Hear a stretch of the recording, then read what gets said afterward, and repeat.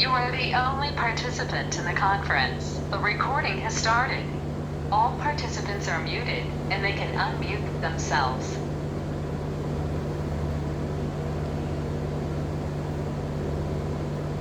ओम नमोर्यंताणं नमो सिद्धाणं नमो आर्याणं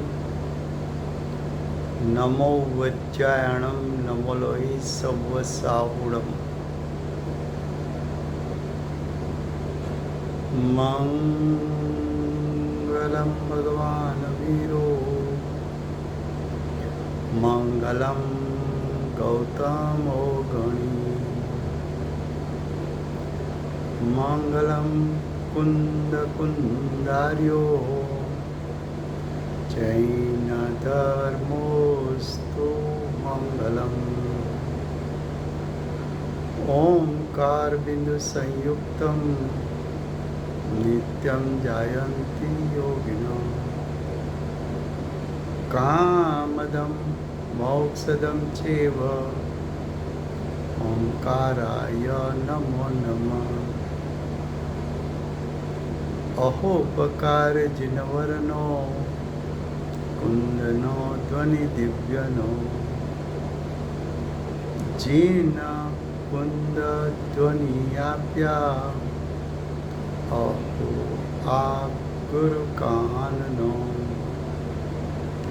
तुझ ज्ञान ध्यान नो रंग हम या दर्श रहो ओ शिव पद तकत च संग माता हाथ ग्रह।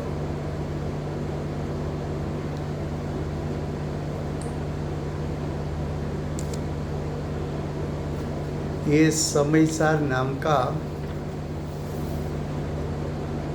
परम अध्यात्म शास्त्र है। भगवत कुंकुंदाचार्य देव ने मांगलिक करके समयसार को कहने की प्रतिज्ञा की है। समयसार यानी त्रिकाल शुद्धात्मा जो विभावों में छुपा हुआ त्रिकाल परिपूर्ण शुद्ध शक्ति रूप भरा पड़ा है।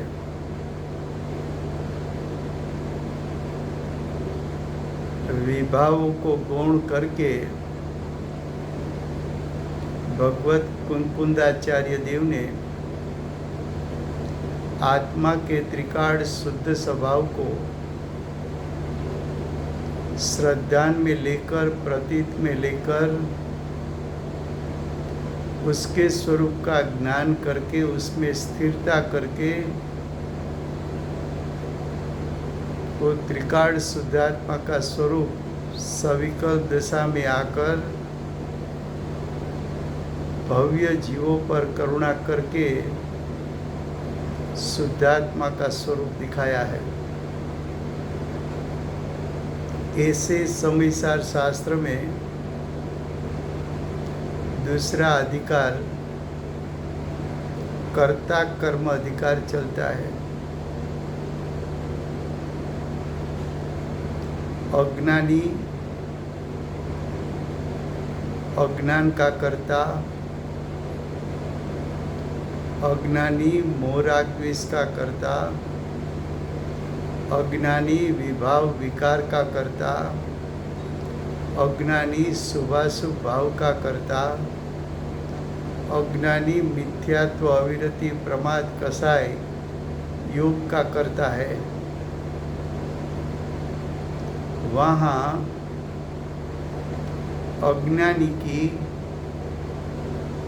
कर्ता कर्म प्रवृत्ति छुड़ाकर यानी अज्ञान को छुड़ाकर अज्ञानी जीव जब ज्ञानी बनता है तब मोह आग्वेश का कर्ता नहीं रहता।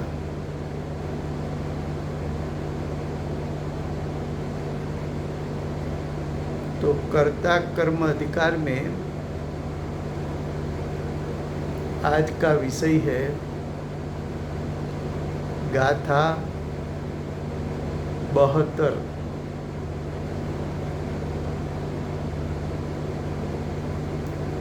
बहत्तर गाथा का हेडिंग है अब। अब का अर्थ है पूर्व गाथा में आचार्य भगवान ने कर्ता कर्म की प्रवृत्ति उसका अभाव कब होता है ये विषय को समझाया। उसके बाद शिष्य का प्रश्न है कि ज्ञान मात्र से ही, ज्ञान मात्र का अर्थ क्या करें, तो कि जो ज्ञान राग से भिन्न होकर आत्म स्वभाव में लीन हो गया और आत्मा का स्वरूप को जान लिया, ऐसा आत्म स्वरूप का ज्ञान करने वाला वही ज्ञान से बंध का यानी मोह राग द्वेष का निरोध यानी रुक जाना। तो मोह राग द्वेष का रुक जाना किस प्रकार से होता है, ऐसा प्रश्न शिष्य ने किया। फिर से गुजराती में,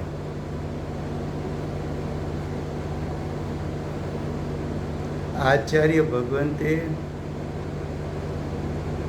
માંગલિક કરીને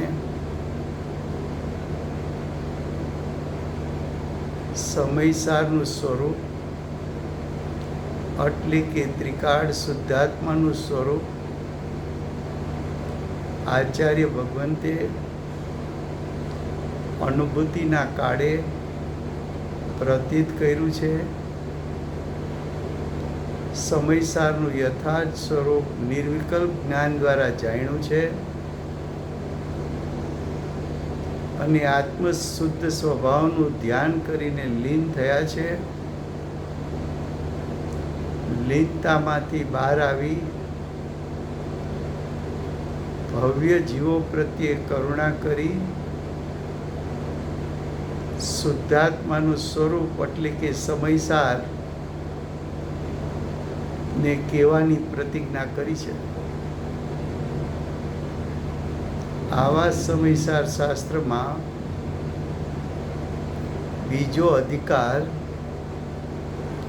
કર્તા કર્મ અધિકાર ચાલે છે। અજ્ઞાની કર્તા થઈને અજ્ઞાન રૂપે પરિણમે એ અજ્ઞાનીનું એટલે કે કર્તાનું કર્મ છે। અજ્ઞાની મોહ રાગ દ્વેષ રૂપે પરિણમે તે અજ્ઞાનીનું કર્તા થઈને કર્મપણું છે। પુણ્ય પાપ આશ્રવ બંધનું ઉત્પન્ન થવું એ અજ્ઞાનીનું કર્તા તરીકે એનું કર્મપણું છે।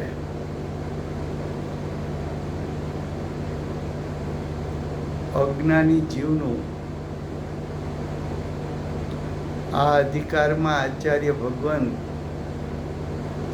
કર્તા કર્મ પ્રવૃત્તિ છોડાવવા માગે છે। અજ્ઞાનીનું અજ્ઞાન છોડાવવા માગે છે। અજ્ઞાનીના મોહ રાગ દ્વેષ છોડાવવા માગે છે। અજ્ઞાનીના પુણ્ય પાપ આશ્રવ બંધના ભાવોને છોડાવવા માગે છે। એવા કર્તા કર્મ અધિકાર એમાં જે વિષય છે ગાથા 72 ગાથાનું હેડિંગ છે હવે. હવે એટલે પૂર્વ ગાથામાં આચાર્ય ભગવંતે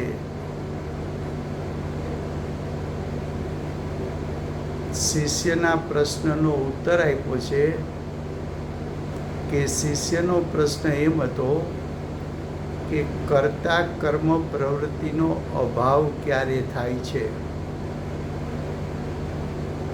તો આચાર્ય ભગવંતે કહ્યું કે અજ્ઞાની અજ્ઞાન છોડે તો કર્તા કર્મ પ્રવૃત્તિનો અભાવ થાય છે. આટલી વાત તો શિષ્યને બરાબર શ્રદ્ધા અને જ્ઞાનમાં આવી છે. ત્યાર પછી શિષ્ય હવે પ્રશ્ન કરે છે કે જ્ઞાન માત્રથી, જ્ઞાન માત્ર એટલે શું? તો કે જે જ્ઞાન વિભાવથી છૂટું પડીને આત્મ સ્વભાવને જાણી લે છે, જે જ્ઞાન અજ્ઞાનને મટાડીને જ્ઞાનરૂપ પરિણમીને શુદ્ધાત્માને જાણી લે છે, એને જ્ઞાન માત્ર કેવું છે. તો શુદ્ધાત્માને જાણનારું જે જ્ઞાન છે એ જ્ઞાન જ બંધનો એટલે રાગદ્વેષનો નિરોધ એટલે કે અટકાવાપણું, તો મોહ રાગદ્વેષનું અટકાવાપણું કઈ રીતે છે? શિષ્ય એમ કહે છે કે પૂર્વ ગાથામાં કર્તા કર્મ પ્રવૃત્તિનો અભાવ થતાં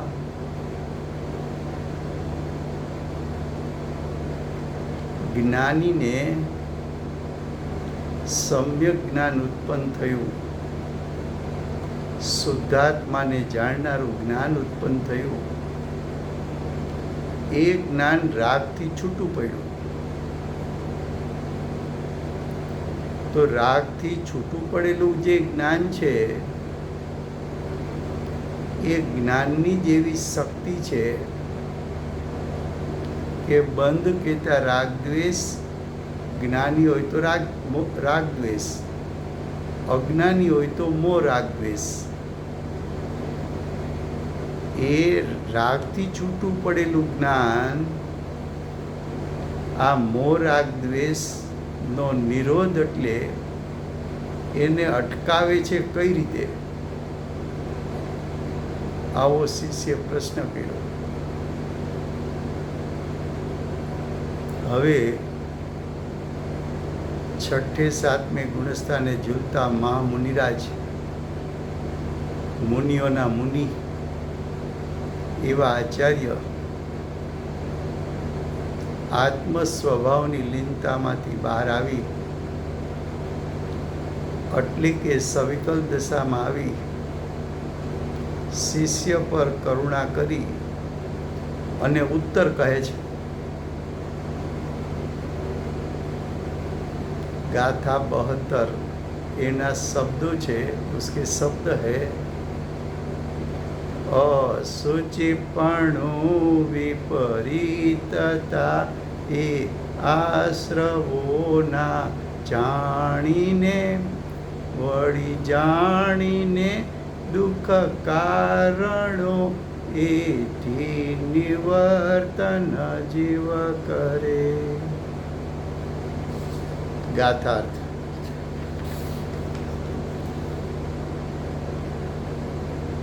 आश्रवो क्या लिखा है, जरा ध्यान थी पढ़ना,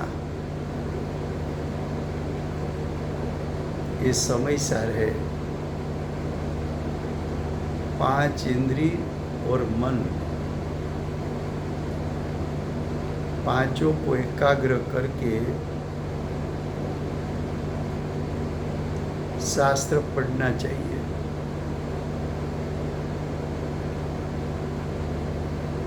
शब्द से पढ़ना नहीं है, भाव भाषण तक पहुंचना है। शब्द में शब्द है वो स्वपर प्रकाशक है। शब्द स्वपर प्रकाशक है, उसका अर्थ क्या कि शब्द शब्द को भी जनाता है और शब्द के पीछे पड़ा हुआ भाव उसको भी दर्शाता है। तो देखो यहाँ आश्रव नहीं लिखा, आश्रवो। आश्रवो बहुवचन शब्द है, तो आश्रव का अर्थ हो जाता है पुण्य आश्रव और पाप आश्रव। तो आश्रव का दो प्रकार, पुण्य आश्रव, पाप आश्रव, इसलिए बहुवचन शब्द प्रयोग किया। तो कि आश्रवों का असुचिपणा, असुचि का अर्थ है अपवित्र।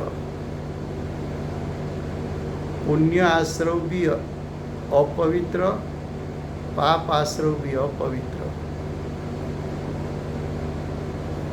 सच्चे देव शास्त्र गुरु की भक्ति का भाव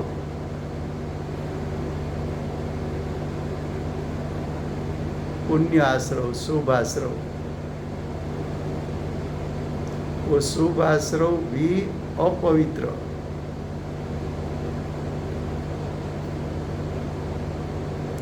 जिस भाव से तीर्थंकर गोत्र का बंध होता है, ऐसा शुभ भाव वो भी असुचि, वो भी अपवित्र। साधक दशा में उत्पन्न होता हुआ राग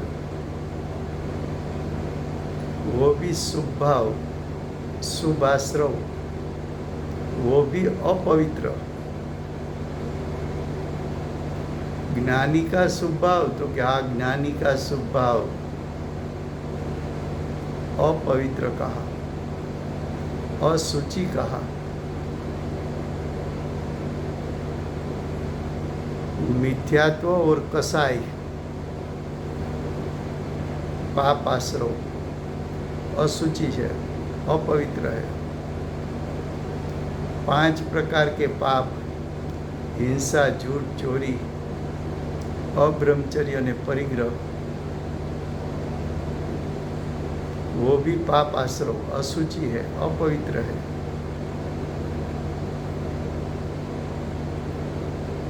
शुभ अशुभ दोनों भाव को अपवित्र क्यों कहा? तो कि उसका लक्ष्य करने से संसार बढ़ता है।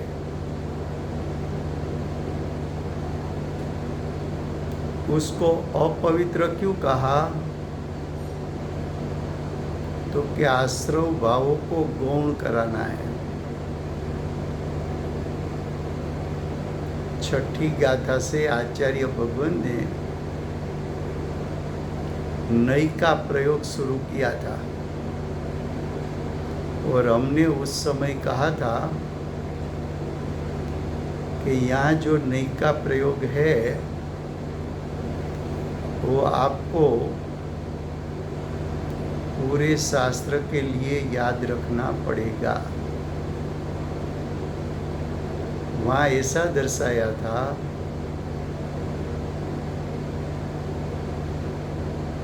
कि नई का प्रकार 2 है, एक शुद्ध नई, दूसरी व्यवहार नई। शुद्ध नई का विषय भगवान आत्मा जो शक्ति रूप है, भगवान का अर्थ अनंत लक्ष्मीवान, अनंत गुणात्मक, अनंत धर्मात्मक, अनंत शक्ति का पिंड, त्रिकाल शुद्धात्मा,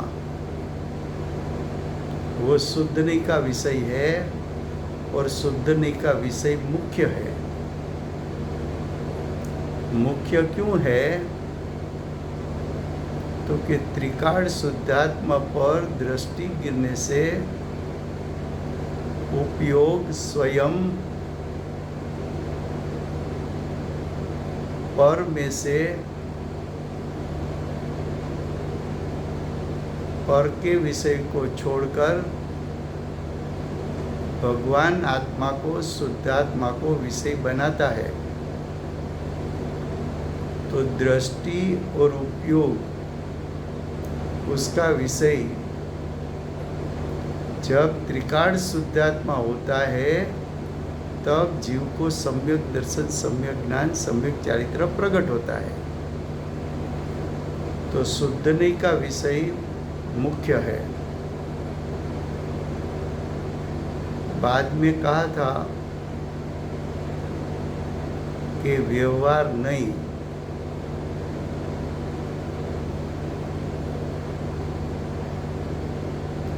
तो कि व्यवहार नहीं,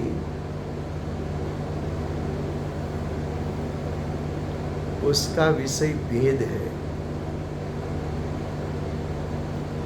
और भेद दो प्रकार का है, गुण भेद और पर्याय भेद।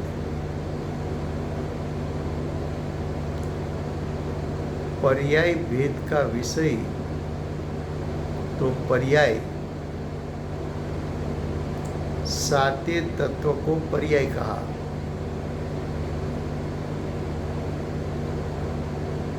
तो व्यवहारने का विषय जो पर्याय है, तो वो सात तत्व में आश्रव तत्व आ गया, तो आश्रव तत्व पर्याय है। और वहाँ बताया था कि व्यवहारने का विषय गुण है, तो आश्रवों को गुण करना है। आश्रवों को क्यों गुण करना है? तो कि आश्रव पर्याय है, पर्याय भेद है। भेद का लक्ष्य करने से विकल्प उत्पन्न होता है और भेद गौण करने जैसे हैं। तो कि भेद को गौण क्यों करना है? तो कि भेद के पीछे, आश्रव के पीछे त्रिकाल शुद्धात्मा छुपा हुआ है।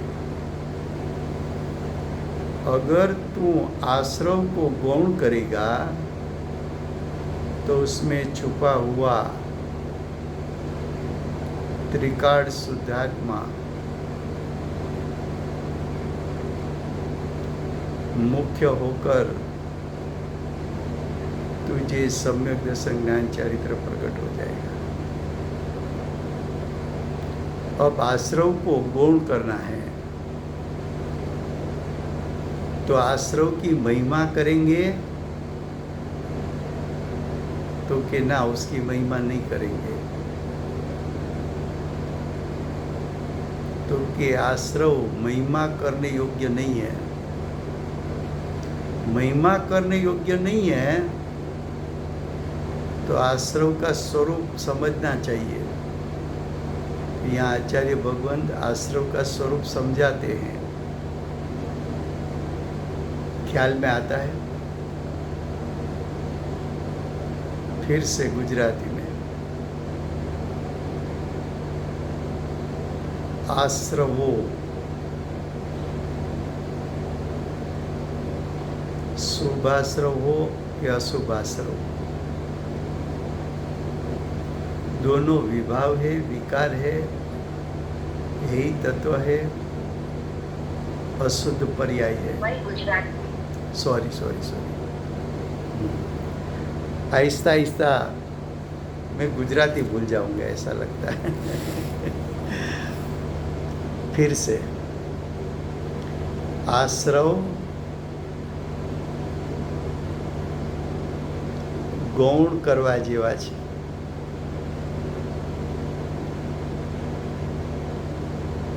આશ્રવની બદલે આચાર્ય ભગવંતે આશ્રવો શબ્દ પ્રયોગ કર્યો, બહુવચન કહ્યું. બહુવચન કહ્યું એટલે શુભાશ્રવ અને અશુભાશ્રવ બંને. શુભાશ્રવ હોય કે અશુભાશ્રવ હોય, બંને વિકાર છે, વિભાવ છે, ક્ષણિક પર્યાય છે.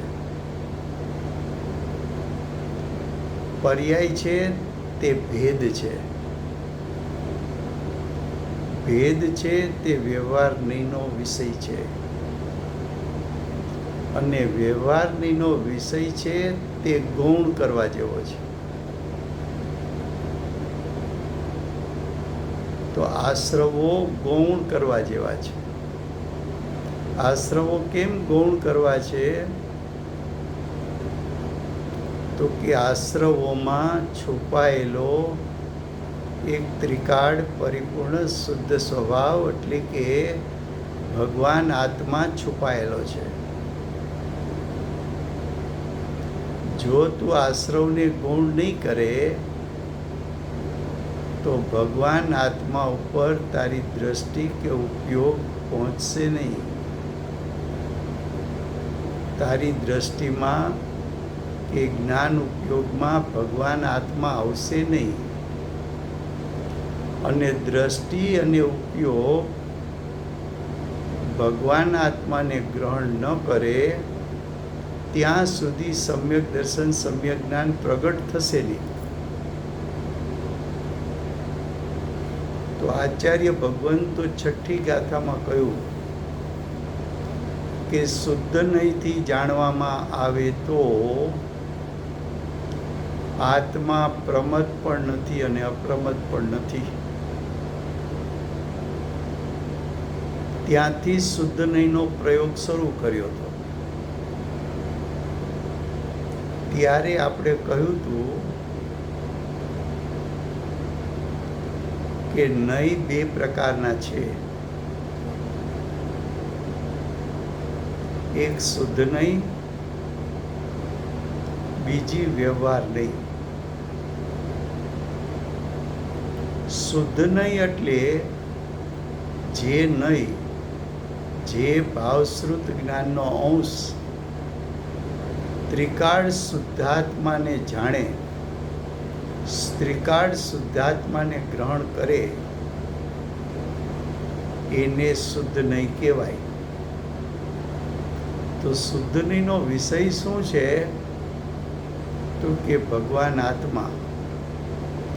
ભગવાન આત્મા એટલે શું? તો કે અનંત લક્ષ્મીનો ભંડાર, અનંત ગુણોનો ભંડાર, અનંત ધર્મોનો ભંડાર. અભેદપણે અનંત લક્ષ્મી છે, અભેદપણે અનંત ગુણાત્મકપણું છે, અભેદપણે અનંત શક્તિપણું છે, અભેદપણે અનંત ધર્માત્મકપણું છે. આવો ભગવાન આત્મા એ શુદ્ધ નહીંનો વિષય એ મુખ્ય છે. મુખ્ય કેમ છે? તો કે તારે સમ્યક દર્શન જ્ઞાન ચારિત્ર પ્રગટ કરવું હોય તો આ ભગવાન આત્મા એને તું દ્રષ્ટિમાં લે. તારા ઉપયોગને પણ ભગવાન આત્માનો વિષય બનાવ અને ભગવાન આત્મામાં ઠરીઠામ થઈ જા તો સમ્યક દર્શન જ્ઞાન ચારિત્ર પ્રગટ થશે. તો કે શુદ્ધનીના વિષયભૂત ભગવાન આત્મા છે ક્યાં? તો કે તારા આત્મામાં જ પડ્યો છે, પણ અમને તો દેખાતો નથી, અમને તો દ્રષ્ટિમાં આવતો નથી, અમને તો જણાતો નથી. તો અમને દૃષ્ટિમાં નથી આવતો, જણાતો નથી, તો એનું કારણ શું છે? તો કે એનું કારણ એ છે કે વ્યવહારનીના વિષયભૂત પુણ્ય પાપ આશ્રવ બંધના પરિણામ, એટલે કે વિકારી પરિણામ, એટલે કે શુભાશુભ પરિણામ જે તારી સત્તામાં ઉત્પન્ન થાય છે, એ વિકારી પરિણામો ભલે ક્ષણિક હોય, ભલે એક સમયના હોય, ભલે વિકારી હોય, ભલે પરના લક્ષ્ય ઉત્પન્ન થયા હોય, ભલે દુઃખદાયક હોય, પણ એનામાં એવી શક્તિ પડી છે કે તારા ત્રિકાળ શુદ્ધાત્માને તિરોભૂત કરી દે. તો મારો ત્રિકાળ શુદ્ધાત્મા તો તિરોભૂત છે, તો હવે શું કરવું? તો કે જેનાથી તિરોભૂત છે એવા ભાવોને ગૌણ કર. આ પુણ્ય પાપ આશ્રવ બંધ છે વિકારી પર્યાય, અને પર્યાય છે એ ભેદ છે, અને ભેદ છે તે વ્યવહારનીનો વિષય છે, અને વ્યવહારનીનો વિષય ગૌણ કરવા જેવો છે.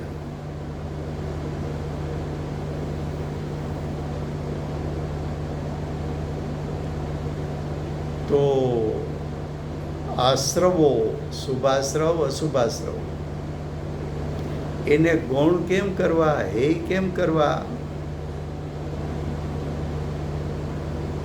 તો કે એક તરફ ભગવાન આત્મા છે, બીજી તરફ શુભાશુભ આશ્રવો છે. ભગવાન આત્માનો મહિમા કર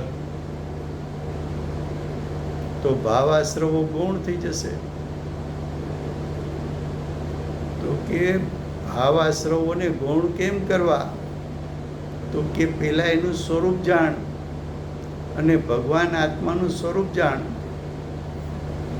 બંનેનું સ્વરૂપ જાણીશ તો કોને ગૌણ કરવા ને કોને મુખ્ય કરવા, કોનો મહિમા ઘટાડવો ને કોનો મહિમા કરી લેવો, એ તને એનું સાચું શ્રદ્ધાન અને જ્ઞાન થઈ જશે. તો હવે આચાર્ય ભગવાન ભાવાશ્રવોનું સ્વરૂપ દર્શાવે છે. જો ગાથાર્થ ખ્યાલમાં આવે છે?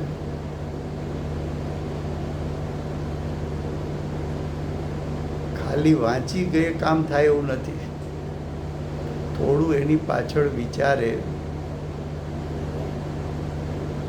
જો ગાથાર્થ આશ્રવોનું, આશ્રવો બહુવચન શબ્દ,